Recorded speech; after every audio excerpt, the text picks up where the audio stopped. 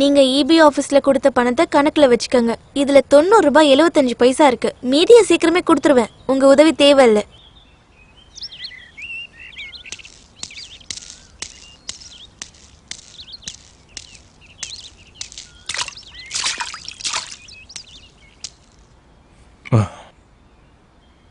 காசு இன்ஸ்டால்மெண்டா வாங்குறது நான் இல்ல, இபி ஆபீஸ். எனக்கு என் பணம் மொத்தமா திரும்பி வரணும். இத புடி. பாத்துக்கிட்டு நிக்காம காசை புடி. உன்கிட்டதான் சொல்லிட்டு இருக்க, காசை புடி.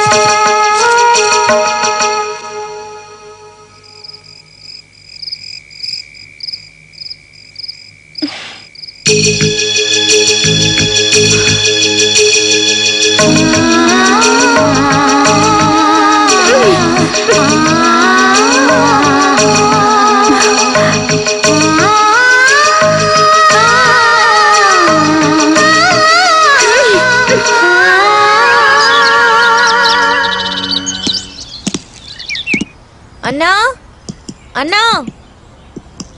என்னம்மா?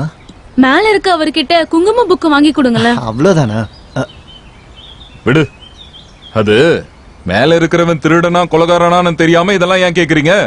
அப்புறம் மேல இருக்கிறவர் வாங்கின புக்கு மேல இருக்கிறவர் படிக்கிறதுக்கு, வேற யாருக்கும் கொடுக்கறதுக்காகலாம் இல்ல. புரியுதா? வா.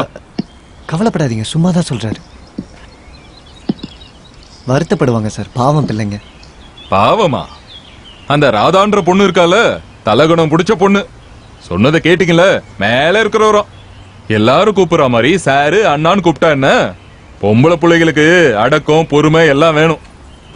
ஏதோ அவங்கதான் பெரிய ஆளுன்னு நினைப்பு. சார் நீங்க என்ன சார் சின்ன பசங்க மாதிரி? நான் எப்படி அவங்க முகத்துல முழிக்கிறது? ஓ இல்ல, அவங்க பக்கமும் தப்பு இருக்கு.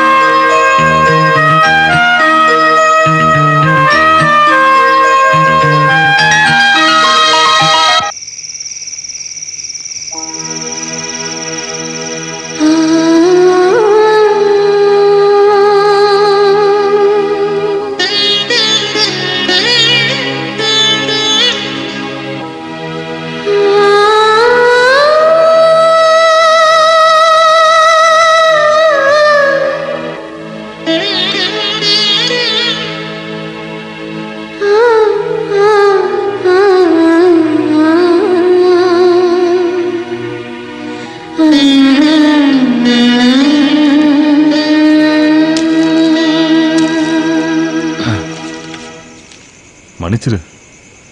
வெளியூர்ல காலேஜ்ல படிச்சுக்கிட்டு இருக்க பூசாரியோட பொண்ணுங்கிறத தவிர்த்து உன்னை பத்தி வேற எதுவும் எனக்கு தெரியாது. இந்த புக்க கேட்கும்போது நீ எழுதின கவிதை இருக்கும்னு நான் நினைக்கவே இல்லை. கவிதைய படிச்சேன். நட்சத்திரங்களுக்கு செய்யும் புஷ்பாஞ்சலி, யாருக்கும் தெரியாத ஒரு ரகசியம். பிடிச்சிருக்கு, ரொம்ப பிடிச்சிருக்கு.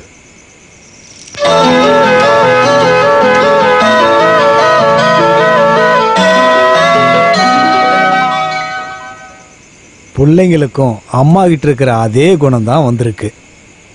அவளும் வரைகிறது கவிதை எழுதுறதெல்லாம் ரொம்ப நல்லா பண்ணுவா. அவங்க அம்மா எழுதுகிற கவிதையை சின்ன பிள்ளையிலேருந்தே பார்த்துட்டு இருக்காங்க இல்லையா. படிக்கிற காலத்தில் இந்த விஷயத்தில் ராதாவை விட ஊர்வசி தான் திறமசாலி. ஒரு புக் இருக்கு, எங்களை மாதிரி பூசாரிங்களுக்காகவே இருக்கிற புக்கு தான் அது. அதில் வழக்கமாக அவள் தான் கவிதை எழுதுவா. அப்புறம் கல்யாணம் ஆனதுக்கப்புறம் எல்லாம் போயிருச்சு.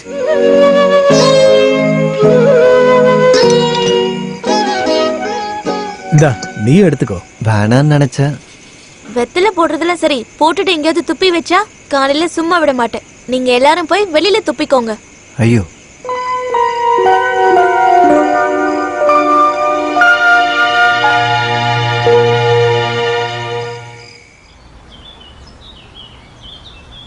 காயத்ரி குட்டி, சிவன் சார்கிட்ட ஏதாவது உதவி கேட்கட்டுமா? இங்க பாருங்கன்னா என் வாயை கிளறாதீங்க. உனக்கு மரியாதை சொல்லி கொடுக்க அவரால் மட்டும்தான் முடியும். மரியாதை சொல்லி கொடுக்க வரட்டும். நான் சும்மா விளையாட்டுக்கு தானே சொன்னேன். சாருக்கு உன்னை ரொம்ப பிடிக்கும்.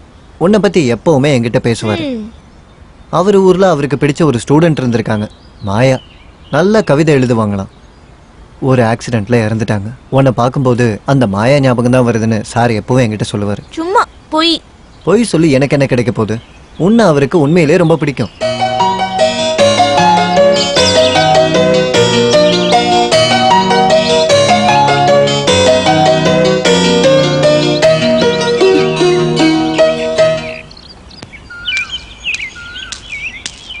ஆபீஸுக்கு காவல் இருக்கியா என்ன? பொருளா இருக்கிறதுனால காவல் இருக்கிறது நல்லது தானே.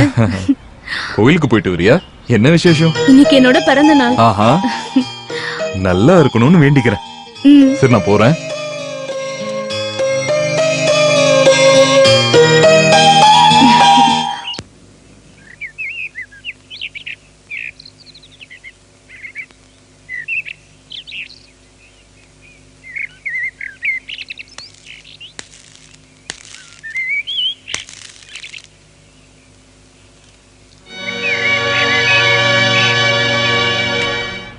உன் மாமா என்கிட்ட சொன்னாரு நல்லா கவிதை எழுதுவேன்னு. மனசுல இருக்கதெல்லாம் எழுதி முடிச்சிட்டேன்னு நினைச்சுதான் இப்ப எழுதாம இருக்கியா? ஒரு பழமொழி ஞாபகம் இருக்கு, தெரிஞ்சதுல பாதி சொல்லாம போச்சு, சொன்னதுல பாதி வீணா போச்சு. எல்லாருக்கும் பாதி வேஸ்டா தான் போகும். எல்லாருக்கும் சொல்ல வேண்டியதும் தெரிஞ்சுக்க வேண்டியதும். எழுத ஆரம்பி, உன் திறமைய வீணாக்காத. நீ எழுதாத கவிதையை எதிர்பார்த்து சிலர் காத்துக்கிட்டு இருப்பாங்க.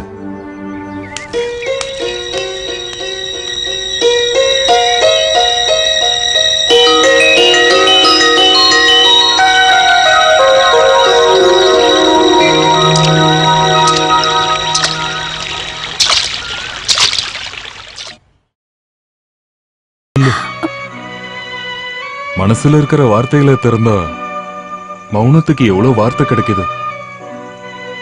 இன்னமும் நான் வெயிட் பண்ணுவேன் உன்னோட புது கவிதைகளுக்கு. இனிமேலும் எழுதணும்.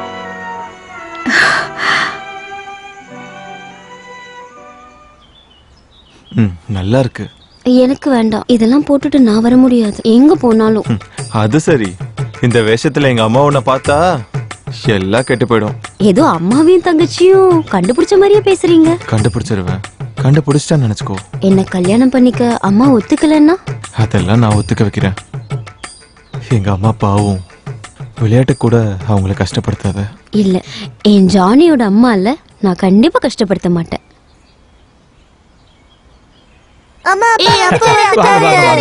பசங்களா? சரத், ராஜா, உள்ள போங்க. போங்க போங்க. ஏன் இங்க பாருங்க, குழந்தைகளுக்கு அப்பா வேணும், பிரசாத்துக்கு நீங்க எல்லாரும் வேணும். நடந்ததெல்லாம் மறந்துட்டு இனி ஒழுங்கா இருந்தா சரி. டேய், இனி இப்படி ஏதாவது நான் கேட்டேன்? இல்ல இல்ல இல்ல, போதும் போதும் போதும் போதும். இவனோட ஒரு மன்னிப்பு போட.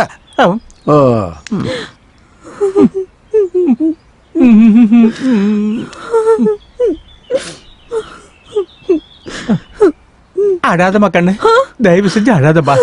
இங்க பாரு, உன் மேல சத்தியமா, என் மேல சத்தியமா, இனிமே நான் தப்பே பண்ண மாட்டேன்.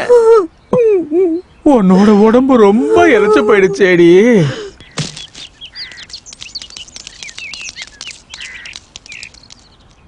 என் நெல் எடுத்து எவன்டா வெளியே போட்டது? ஆ நான் தான். சீக்கிரம் எடுத்துட்டு போலனா ஊர்ல இருக்கிறவங்களுக்கு கொடுத்துருவேன். எங்க குடு பார்க்கலாம். இங்க பாருங்க, கவர்மெண்ட் வாடகைக்கு எடுத்த ஆபீஸ நீங்க தனிப்பட்ட விதத்துல யூஸ் பண்ண முடியாது. எல்லாத்தையும் எடுக்க 1 மாசம் டைம் கொடுத்தேன். நீங்க எதுவும் பண்ணல. டேய் வேண்டாம் சுமாரு. இங்க பாரு ஆபீசர், எங்களை பகைச்சுக்கிட்டு இந்த ஊர்ல நிம்மதியா இருக்கலாம்னு நினைக்காத. இன்னைக்கு நைட்டு நீ தாண்ட மாட்ட, பார்க்கலாம். வாடா ஓ போலாம். நீங்க ஏன் சார் அவங்க பேசுறத கேட்டுட்டு சும்மா நிக்கிறீங்க? அவன் பல்ல உடப்பீங்கன்னு எதிர்பார்த்தேன். இங்க பாருங்கண்ணா, நான் இவனுங்கள மாதிரி ஆளுங்க பல பேர் பல்ல உடைச்சுதான் இந்த ஊருக்கு வந்திருக்கேன். அடிதடி எல்லாம் போதும், வெறுத்துட்டேன். அதனாலதான் இந்த ஊருக்கு வந்திருக்கேன். இங்கேயும் நிம்மதியா கௌரவமா வாழ விட மாட்டாங்க போல இருக்கு. ஹுய், என்ன அடிக்க போறியா? என்ன நீங்க அவங்க கூட எதுக்கு சண்டைக்கு போனீங்க?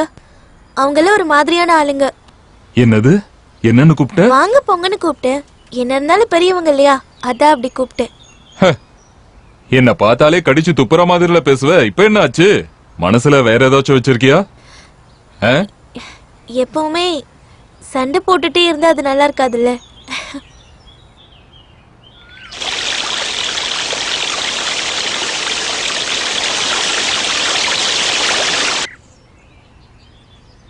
உங்களுக்கும் வீட்ல இருக்கிற காயத்ரிக்கும் காதலா? என்ன சொன்ன? நான் சொல்லல, தனம் தான் சொன்னா. உங்க ஊர்ல கவிதை எழுதுற பொண்ண லவ் பண்ணீங்களாமே, அந்த பொண்ணு இறந்துருச்சுல்ல? இங்க வந்த உடனே காயத்ரியை பார்த்ததுக்கு அப்புறம் இறந்து போன அந்த பொண்ணு மாதிரியே இருக்கிறதால காயத்ரிய காயத்ரியும் கவிதை எழுத ஆரம்பிச்சிட்டா.